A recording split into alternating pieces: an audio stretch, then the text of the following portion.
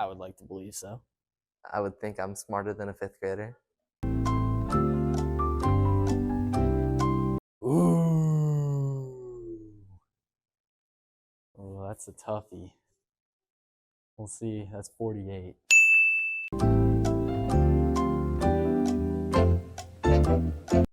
Simile, you gotta use like or as. Metaphor is comparing two things, I believe.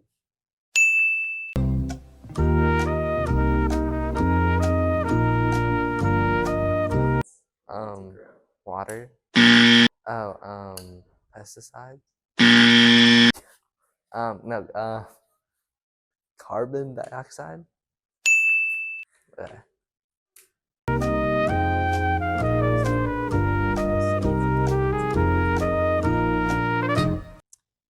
We'll see. Basically, a quarter. Let's see. You gotta use 60 divided by 4. Is it 15?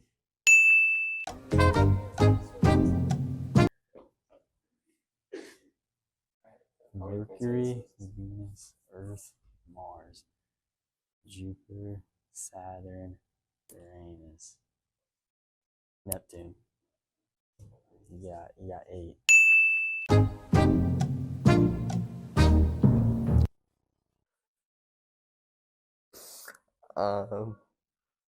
3/4 of 20, like 15.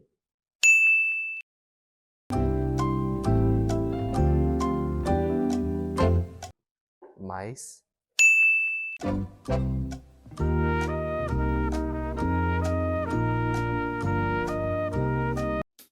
Hi guys, this is Josie and Macy, and welcome back to another episode of Falcon Flashback. Monday, the girls' basketball team took home their third straight conference win, taking down New Summit West 63-45. They are now headed for districts playoffs next week. Tuesday, members of the National Art Honor Society spent time with students at Belle Prairie, teaching them the basic art fundamentals. Thursday, during Win Time, the Women's Empowerment Club hosted a career panel discussing women in leadership featuring Superintendent Dr. Rochelle Daniels, Christina Henry, Dean of Nursing from Rockhurst University, and Melody Roel, owner of Yellow Armadillo Production Studios. Also on Thursday, the girls and boys wrestling team were ushered off to stay in style during Win Time. Flashing forward, today is the last day to apply for the NKC Schools Ed Foundation Scholarship. The Spring Blood Drive is on Tuesday. Friday, March 6th, DIT Pathways visit UMKC. Junior ACT is coming up Tuesday, March 10th. Senior grad announcement delivery Tuesday, March 10th during lunch. Spring Sports Media Day Monday, March 16th. And prom tickets go on sale March 18th at 8 a.m. for $40.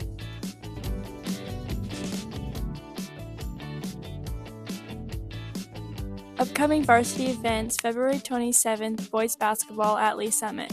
February 27th and 28th, boys and girls wrestling championship tournament at Mizzou. February 28th, state dance competition. March 2nd, girls district basketball versus St. Joe Central at Staley. March 3rd, boys district basketball versus Park Hill at Staley. Thanks for watching, and have a great weekend. Valentine's Day isn't just about relationships. It's about self-love, confidence, and feeling comfortable in your own skin. And with the season of love just around the corner, here are some simple tips and tricks to help you glow up inside and out. First up, brows. Cleaning up your eyebrows can instantly frame your face and give you a polished look. Whether you're plucking them at home or getting them professionally done, shaping your brows can boost your confidence with just a small change. Skincare is another key step. A face mask is a quick and relaxing way to refresh your skin before any Valentine's Day plans. Taking time for self-care not only helps your skin glow, it also helps you feel relaxed and confident. Next, nails. Freshly done nails, whether it's a bold Valentine's red, soft pink, or even a simple clear gloss, it can make you feel put together. It's a small, teensy detail, but it makes a big difference. Me personally, I'm going down the cheaper route, and I purchased some really cute press-ons from Walmart. These are the Salon Perfect nails. I don't gatekeep. They are the best press-ons I've ever put on ever, so totally recommend. And remember, Valentine's Day doesn't have to mean a romantic date. Sometimes the best dates are with your best friends. Whether it's dinner, a movie night, or just getting ready together, celebrating friendship is just as important. Here, my friend and I went to QZ Poke and Ramen at Zona Rosa, and we got poke and some dumplings, and we went on a cute little date. Hey, Stanley High School's Missouri Adam Killer. Yeah, Missouri Adam Killer. Known by his cowboy hat and iconic lines, Missouri Adam Killer has gone viral in the state. Also known as Lil String the Rapper, he creates videos at well-known locations in Missouri, sparking virality. But why? We spoke with students to get their insight on the famed Missouri resident. So when I first messaged him, I was really scared because I wasn't sure that he was going to respond. And then like 5 seconds later, he was like, that sounds like a great idea. And honestly, just the whole conversation was so sweet. He's such a genuine person. And it was just really fun to get to talk to him and get to know him. Missouri Adam Killer seems like a fun guy. If you've been to Liberty High, That's all I have to this say one's about for him. you. If you've been to the Cullivers, this one's for you. I first heard about You've been him to a few months PetSmart? ago. This one's for you. I wanted to bring something specific to Kansas City and Missouri because I feel like we don't really have a lot of influencers or, people to look up to in that kind of regard. So I wanted to bring something that could, bring people together in, such a time of division. Signing out for us, TTV, this is Novi and Taylor. How to make a Galentine's Day banner step by step. Now let's talk about what you're going to need to start this project. I have a projector up against my wall showing my design. I have the paper I'm going to use for a set banner. And I also picked up some new paint colors consisting of red, pink, and white. I also have a black paint that I'm going to use for little details. I'm now going to hang up the paper up against the wall, and I'm going to get started on outlining. Now that I'm outlining, here's a few tips that I want to share. I would suggest starting from the bottom up, as I am right now, and working your way up. That way you don't cover anything as you're trying to outline, because it does get very tedious sometimes when you're trying to work against the projector. I'd also recommend doing it in a dark room. That way when you're projecting it up against the paper, it definitely pops and it's more easy to see. Now that I'm finishing my outlining, now I'm going to show you what we're going to do in the next step. Now that I've finished my outline, I'm going to start by giving everything that needs a first coat.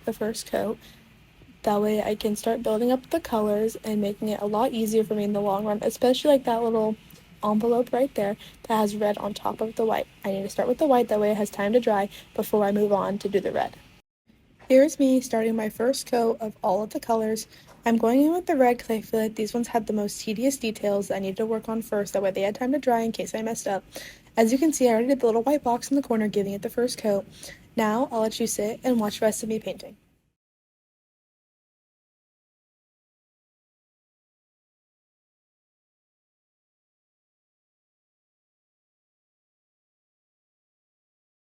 This is my first layer of paint that I did. As you can see in the little white box, I've started to draw the black lines with a Sharpie and a ruler just to get cleaner and sharper lines.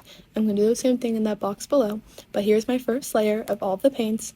And I probably need to do one more on the pink, but that's probably about it. For STTV, this is Reese, Ava, and Logan signing out. I hope you enjoyed learning. 6, 7. Today we're highlighting the educators who make a difference beyond the classroom. Special education teachers support, inspire, and advocate for students every day, often in ways that go unseen but never unfelt. They shape futures through patience, dedication, and belief in every child's potential. So we asked them one simple question: why did you choose special education? When I was in middle school, I went on a vacation with my friend, and the person we were staying with had an adult autistic son, and it was so exciting for me to meet him and get to go to his school and do all the things. But one day we went to the mall and there was some kids making fun of him, very clearly pointing and laughing. And that day I was like, I just can't have this happen again. And so I need to change. I need to find a way to be involved in that. I was with the district and I got assigned to a one-to-one student. And since then I've been with SPED. They worm your way into your heart. Every day, special education teachers find moments that make their work truly meaningful. The smiles, the breakthroughs, the small victories, they're what keep them going. We wanted to know what part of this work lights them up the most. staff here, both our teachers and our paraprofessionals, as well as like our speech pathologists, our therapists. Everybody is so amazing. And so to get to work on a team that really cares about the kids is so fun. And of course, the kids just make it all worth it. Being with the students, being in their classroom every day. We sat down with both students and teachers to see the opportunities special education classrooms create. From discovering new skills to building confidence, every day brings experiences that open doors and inspire growth. I give them the opportunity to not have to go to the nurse's office every day. They get to just come see me and still interact with their peers. So one thing I've done is open what's called a vocational skills lab here at Staley. And so the students get to go practice job skills. And so they start at like a very low level, an A box, and then they work their way up to different skills and starts at A, but then every task has A, B, C. And so they keep working on that. And how do the students feel like the teachers are helping them?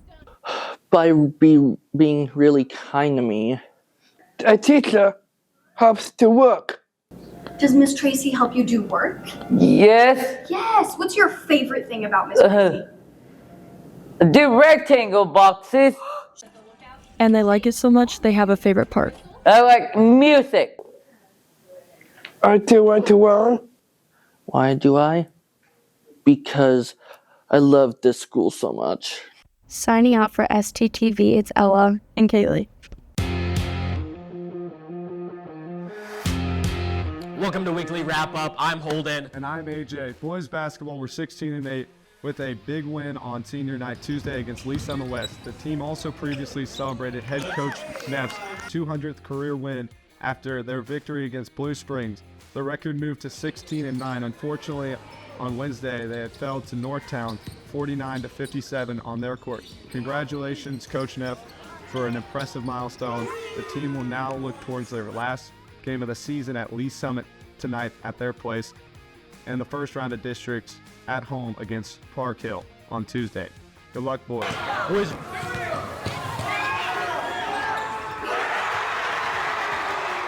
Wrestling had a great district, taking 3rd overall and having 6 wrestlers qualify for state. Their qualifiers were 113 pounds Ryan Shaw, 120 pounds Carson Redeker, 126 pounds Connor Anderson, 144 pounds Miller Sipes, 175 pounds Alec Contreras, and 285 pounds Noah Cooper.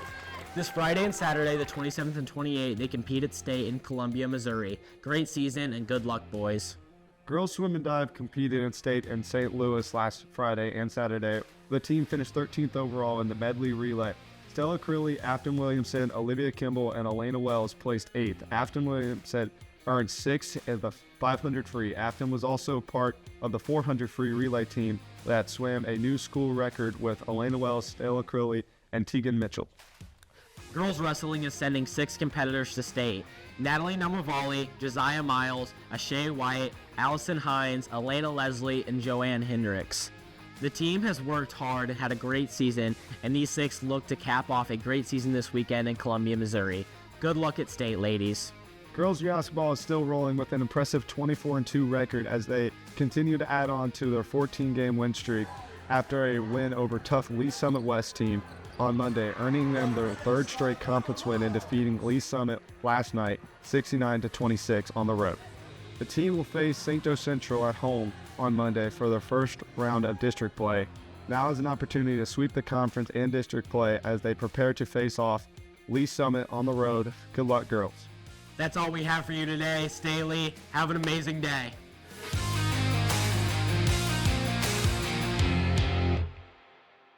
Today we will be looking at the United States in the Olympic curling. Now the game we will be looking at is the United States versus Sweden in the finals. Starting things off in the first end, in the 6th end. Sweden knocks our rock out, causing the— Thank you for watching, and signing out for STTV, this is Caden Hayes.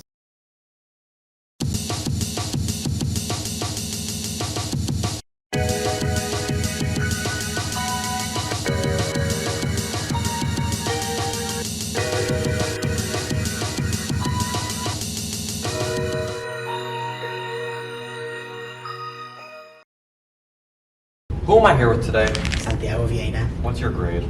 I'm a sophomore.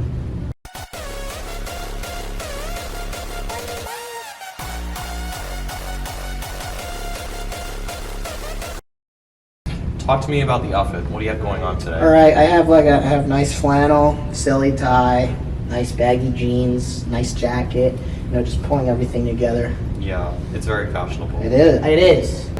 What external factors inspired the way that you express yourself through fashion? Wow, probably, I guess, just my personality. I take a lot of influence from like older TV shows. I like George Costanza is my biggest fashion inspiration, and that's the stupid from Seinfeld. He's bald and unemployed, and he lives with his parents, just like me. Are there any places where you like to shout out where you get your clothes from? I go to Zona Rosa a lot. I go to the American Eagle there. I've got some good flannels. I also like to go to this place, but they don't have any of them here. It's called Primark. Okay. They have one in Chicago. That's where I got these jeans and the jacket. Primark's pretty underrated. It is. I like that store. This guy knows. Signing out for SDTV, this is Aaron Carrasquillo.